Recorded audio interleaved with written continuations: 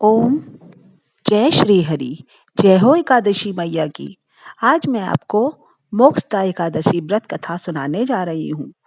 मास के शुक्ल पक्ष की इस एकादशी को विशेष रूप से मोक्ष प्रदायक माना गया है। महाभारत के युद्ध में भगवान कृष्ण ने अर्जुन को गीता का उपदेश इसी तिथि को दिया। यही कारण है कि मोक्षदा एकादशी को गीता जयंती भी मनाई जाती है।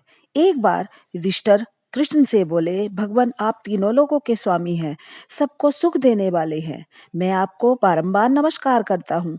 मेरे संशय को दूर कीजिए और बताइए कि मोक्षदा एकादशी क्या है, उसका क्या महत्व है।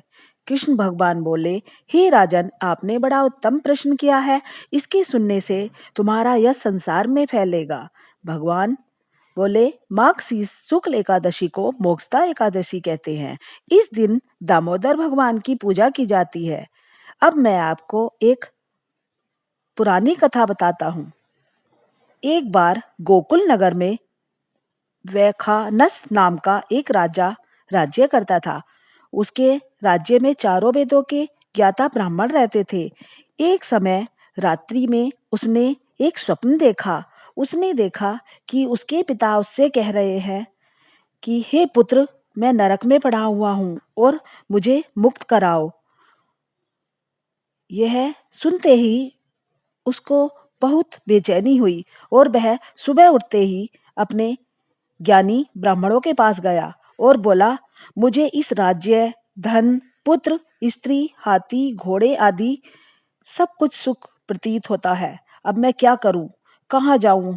मुझे रात में ये स्वप्न दिखाई दिया है कि मेरे पिता कह रहे हैं कि मुझे मुक्त कराओ। इस दुख के कारण मेरा सारा शरीर जल रहा है। अब आप मेरे पिता की मुक्ति कराइए। उस पुत्र का जीवन व्यर्थ है जो अपने माता पिता का उद्धार न कर सके।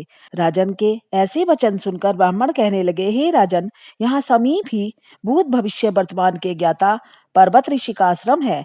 आपके प्रश्नों का उत्तर वे भली भांति देंगे। उसी जगह चारों वेदों के ज्ञाता हैं।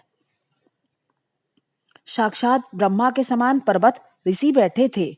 राजा ने वहां जाकर उनको प्रणाम किया और बोले, हे देव ऋषि, आपकी कृपा से मेरे राज्य में सब कुछ कुशल है, परंतु मेरे मन में अत्यंत अशांति रहती है।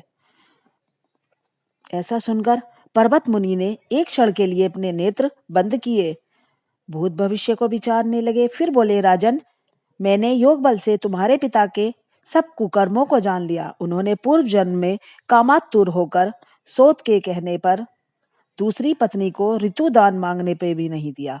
उसी पाप कर्म के फल से तुम्हारे पिता को नरक में जाना पड़ा। तब राजन बोले, हे महात्मा, मेरे पिता के उद्धार के लिए कोई उपाय बताइए। ऋषि बोले, आप माघ शुक्ल एकादशी को व्रत करें।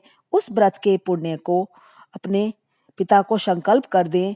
उस एकादशी के पुण्य के प्रभाव से अवश्य ही आपके पिता को मुक्ति मिलेगी। मुनि के वचन सुनकर राजा महल में आया और कुटुंब सहित इस मोक्षदा एकादशी का व्रत किया। उस व्रत के पुण्य को राजा ने अपने पिता को अर्पण कर दिया। उस पुण्य के प्रभाव से राजा के पिता को मुक्ति मिल गई। वह स्वर्ग को जाते हुए अपने पुत्र से बोले, हे पुत्र, तेरा कल्याण हो। मार्गशीर्ष मास के शुक्ल पक्ष की इस मोक्षदा एकादशी का जो व्रत करते हैं, उनके समस्त पाप नष्ट हो जाते हैं और अंत में स्वर्ग लोक को पाते हैं। इस व्रत से बढ़कर मोक्ष देने वाला और कोई व्रत नहीं है। इसको सुनने और पढ़ने से कई यज्ञों का फल मिलता है।